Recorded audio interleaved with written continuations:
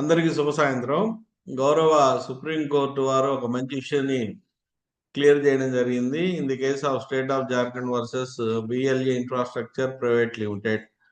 ఈ కేసులో ఉన్న మెయిన్ డిస్ప్యూట్ ఏంటంటే, ఒకసారి అప్పీలు అలవ్ అయిపోయిన తర్వాత 10% ప్రీ డిపాజిట్ చేస్తుంటాం. ఈ ప్రీ డిపాజిట్ని వెనక్కి ఇవ్వాలి.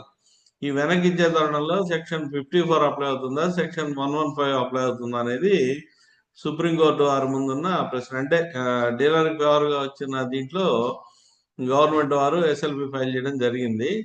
అందువల్ల state of Jharkhand versus BLG infrastructure private limited అని మనకు సైటేషన్లో కనబడుతుంది. సో ఇప్పుడు సుప్రీంకోర్టు వారు ఏం చెప్తున్నారంటే, refund of a statutory pre deposit made for filing appeal is a right vested on the assessee after appeal is allowed in its favour. ఇది అతని యొక్క వెస్టెడ్ రైట్. ప్రీ డిపాజిట్ ఖచ్చితంగా మీరు రీఫండ్ ఇవ్వాల్సిందే.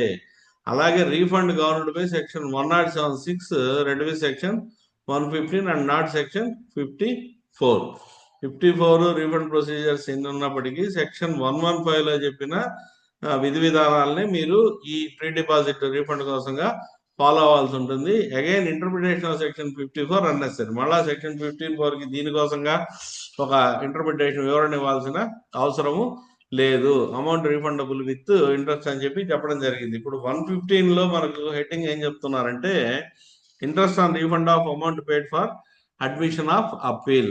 అడ్మిషన్ ఆఫ్ అప్పీల్ అంటే మనకు 10% pre deposit చేస్తే కానీ అప్పీల్ అడ్మిట్ చేయాలి. ఇది సెక్షన్ 107లో మనకు చెప్తారు. సో ఈ 107లో కట్టిన ప్రీ డిపాజిట్ అమౌంట్ని సెక్షన్ 115 ప్రకారంగా ఒకసారి అప్పీలు ఎస్సీకి ఫేవర్గా అలవ్ అయితే ఖచ్చితంగా interest on refund of amount paid for the admission of the appeal. దీనికోసంగా సెక్షన్ 54ని మనం టచ్ చేయాల్సిన అవసరం లేదు.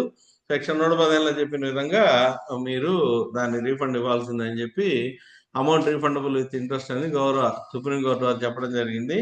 ట్యాక్స్మ్యాన్ 182 taxman.com 405/2026 ఇది సైటేషన్. మీరు కూడా చదివి అర్థం చేసుకొని మీ క్లయింట్లకు సలహాలు సూచనలు ఇస్తారని చెప్పి ఈ ప్రొవిజన్ జడ్జిమెంట్ అని ఫాలో అవుతారు. ఎందుకంటే now it is a law of land అయిపోయింది. సుప్రీంకోర్టు డిసైడ్ చేసింది కాబట్టి ఇంకా దీనికి కాంట్రరీగా జడ్జిమెంట్లు వచ్చే అవకాశం లేదు. కాబట్టి ఇదే ఇంకా ఫైనల్.